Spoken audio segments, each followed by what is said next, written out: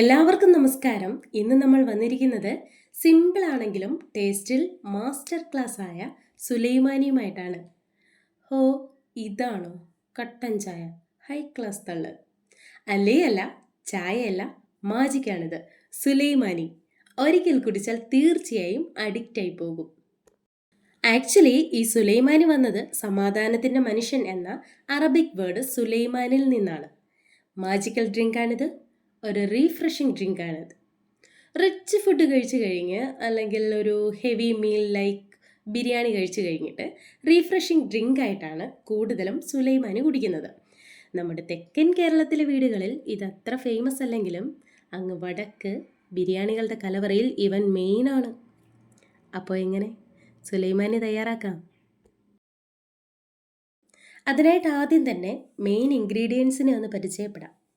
ഗ്രാമ്പൂ, പട്ട, ഏലയ്ക്ക, കുരുമുളക്, ഇഞ്ചി, പുതിനയില.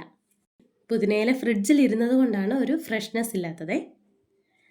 ഇനി 2 ഗ്ലാസ് വെള്ളം ചായ ഇടാൻ വെച്ചിരിക്കുന്ന പാത്രത്തിൽ ഒഴിച്ചു കൊടുക്കാം. ഫ്ലെയിം ഓൺ ചെയ്ത് കൊടുക്കാം.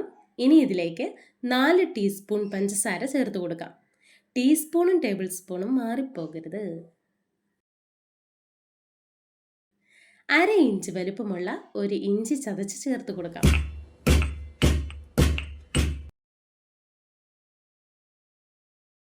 അടുത്തതായി 4 കഷ്ണം പട്ട, 3 കുരുമുളക്, 4 ഗ്രാമ്പു, 4 ഏലയ്ക്ക,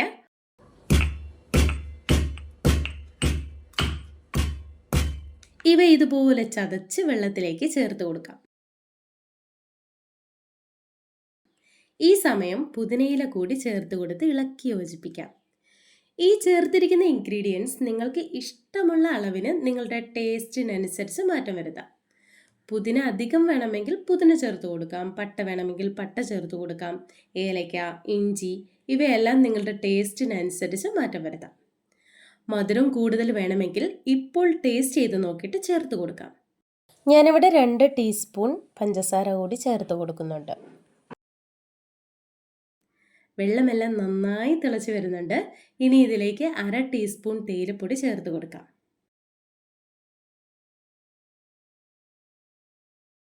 ഇതത്ര വലിയ കടുപ്പമൊന്നുമല്ല. നിങ്ങൾക്ക് നല്ല കടുപ്പം വേണമെങ്കിൽ 1/4 തൊട്ട് 1 ടീസ്പൂൺ വരെ ചേർത്ത് കൊടുക്കാം. എനിക്കത്ര കടുപ്പം ഇഷ്ടമല്ല, അതുകൊണ്ടാണ് ഞാൻ 1/2 ടീസ്പൂൺ തേയിലപ്പൊടി ചേർത്ത് കൊടുക്കുന്നത്. ഓരോരുത്തരും എടുക്കുന്ന തേയിലയുടെ ബ്രാൻഡിനനുസരിച്ച് ഇതിന് മാറ്റം വരാം. ചായ നന്നായി തിളച്ച് വരുന്നുണ്ട്. ഫ്ലെയിം ഓഫ് ചെയ്തതിന് ശേഷം 5 മിനിറ്റ് നമുക്കിതൊന്ന് അടച്ച് വയ്ക്കാം.